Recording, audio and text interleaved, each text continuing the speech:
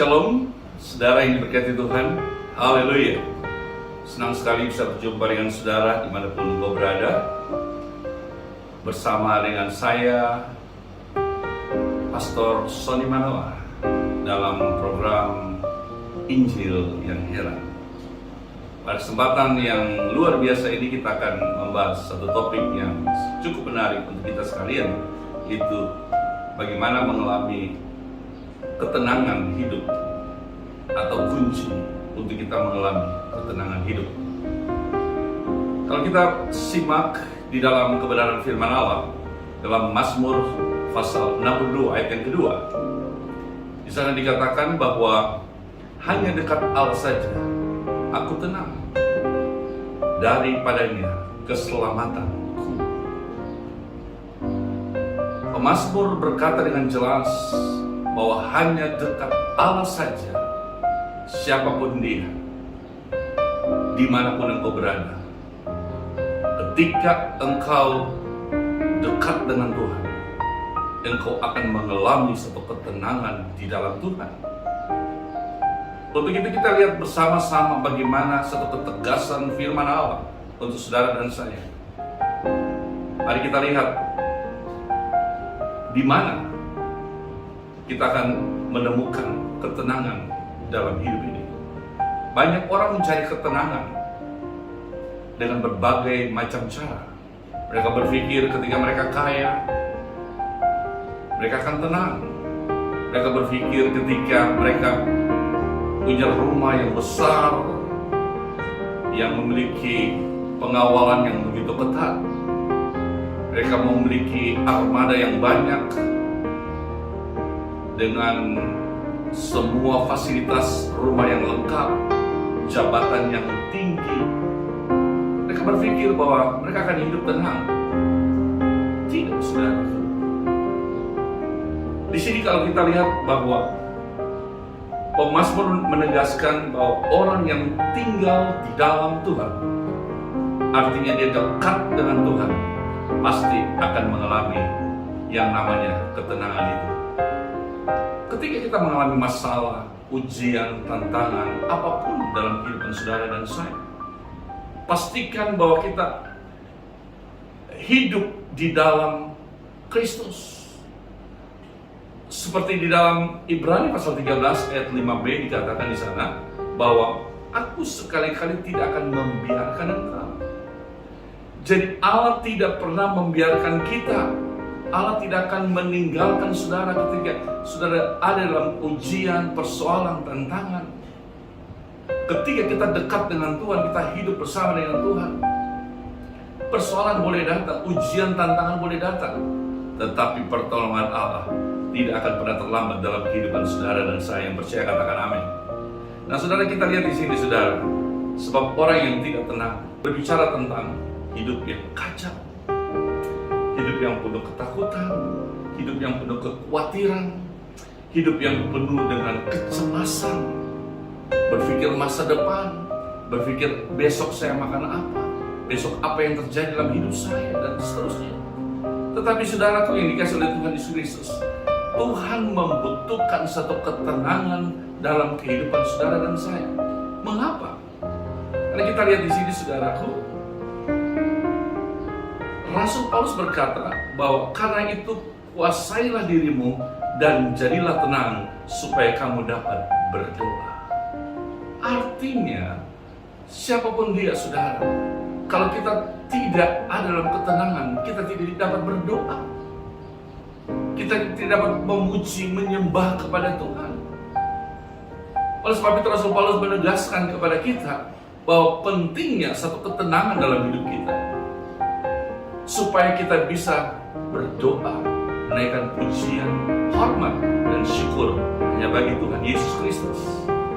Saat ini, saudaraku yang dikasih oleh Tuhan Yesus Kristus, saya membagi beberapa tips di hari ini. Biarlah sepanjang hari ini saudara akan diberkati lewat kebenaran firman Allah yang saya akan bagikan buat saudara dan saya. Yang pertama, saudaraku, kita lihat bagaimana kunci ketenangan. Kunci saudara dan saya bisa meraih suatu ketenangan, yaitu yang pertama, kita harus memiliki hubungan yang karib dengan Tuhan. Puji Tuhan. Bagaimana seseorang bisa mengalami ketenangan adalah ketika dia menjalin sebuah hubungan yang karib dengan Allah. Sehingga saudaraku yang dikasih Tuhan Yesus Kristus, apapun yang kau minta, pasti Tuhan berikan. Apapun yang kau doakan, Tuhan pasti menjawab. Apapun yang kau rindukan, Tuhan sudah siapkan bagi kehidupan saudara dan saya. Ketika kita dekat dengan Tuhan, dan kita memiliki hubungan yang karib dengan Tuhan, dan saudara, bagaimana caranya? Caranya kita tidak tinggal jam-jam doa kita. Bagaimana kita bisa berhubungan dengan Tuhan? Bagaimana bisa karib dengan Tuhan? Lewat doa, puasa, pujian, penyembahan. Kita ke gereja ibadah. Kita naikkan syukur kepada Tuhan. Ketika kita tidak lupa hal-hal itu, maka kita akan membangun iman kita kepada Tuhan. Kita semakin dekat dengan Tuhan. Karena firman Allah berkata, jangan menjauhkan diri daripada pertemuan-pertemuan ibadah. Oleh sebab itu, saudara yang dikasih oleh Tuhan Yesus Kristus, dalam program ini yang luar biasa, pastikan saudara, bagaimana saudara bisa hidup dalam ketenangan dengan situasi kondisi yang hari-hari ini semakin buruk. Tetapi saya percaya kuasa Tuhan akan memberikan ketenangan buat saudara dan saya. Kita lihat saudara, betapa disenangi tempat kediaman ya Tuhan semesta alam. Sebab lebih baik 1 hari di pelataran-Mu daripada 1000 hari di tempat lain. Lebih baik berdiri di ambang pintu rumah Allahku daripada diam di kemah-kemah orang fasik. Pemazmur 84 ayat yang kedua dan 11 berkata, lebih baik aku ada tinggal di rumah Tuhan. Dia menyenangi tempat Tuhan, dia menyenangi rumah Tuhan, di pelataran Tuhan.